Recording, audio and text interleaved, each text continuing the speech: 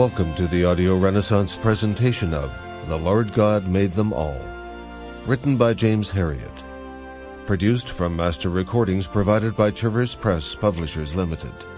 Production of this compilation supervised by Tony Hutz, and read by Christopher Timothy.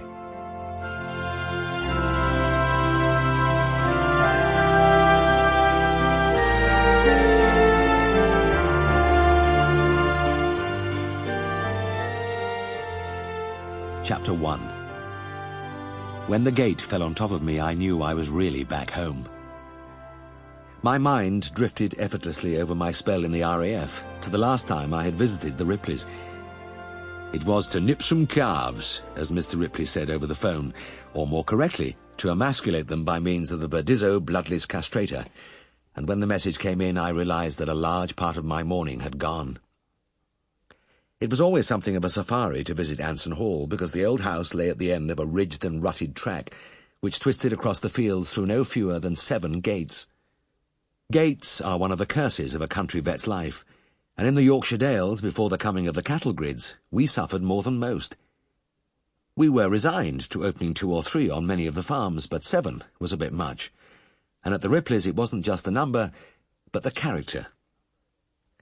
The first one, which led off the narrow road, was reasonably normal, an ancient thing of rusty iron, and as I unlatched it, it did at least swing round, groaning on its hinges.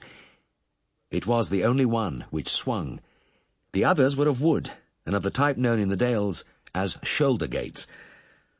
I could see how they got their name as I hoisted each one up, balanced the top spar on my shoulder, and dragged it round. These had no hinges, but were tied at one end with binder twine, top and bottom.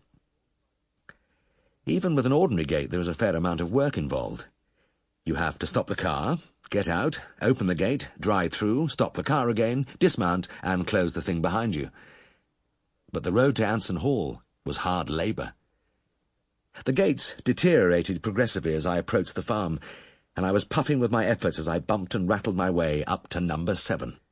This was the last and the most formidable, a malignant entity with a personality of its own. Over decades it had been patched and repaired with so many old timbers that probably none of the original structure remained. But it was dangerous. I got out of the car and advanced a few steps. We were old foes, this gate and I, and we faced each other for some moments in silence. We had fought several brisk rounds in the past, and there was no doubt the gate was ahead on points.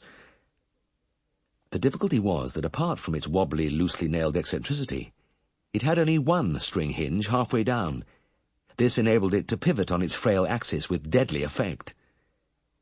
With the utmost care, I approached the right-hand side and began to unfasten the binder twine.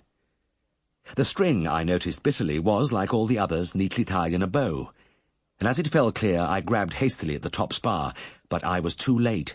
Like a live thing, the bottom rail swung in and rapped me cruelly on the shins, and as I tried to correct the balance, the top bashed my chest. It was the same as all the other times. As I hauled it round, an inch at a time, the gate buffeted me high and low. I was no match for it. Another thing which didn't help was that I could see Mr. Ripley watching me benevolently from the farmhouse doorway. While I wrestled the gate open, contented puffs rose from the farmer's pipe, and he did not stir from his position until I had hobbled over the last stretch of grass and stood before him. "Now then, Mr. Herriot, you've come to nip me a few calves?" A smile of unaffected friendship creased the stubbled cheeks. Mr. Ripley shaved once a week, on market day, considering, with some logic, that since only his wife and his cattle saw him on the other 6 days, there was no point in scraping away at his face every morning with a razor. I bent and massaged my bruised ankles. "Mr. Ripley, that gate. It's a menace. Do you remember the last time I was here? You promised me faithfully you'd have it mended. In fact, you said you'd get a new one. It's about time, isn't it?" Sample complete. Ready to continue?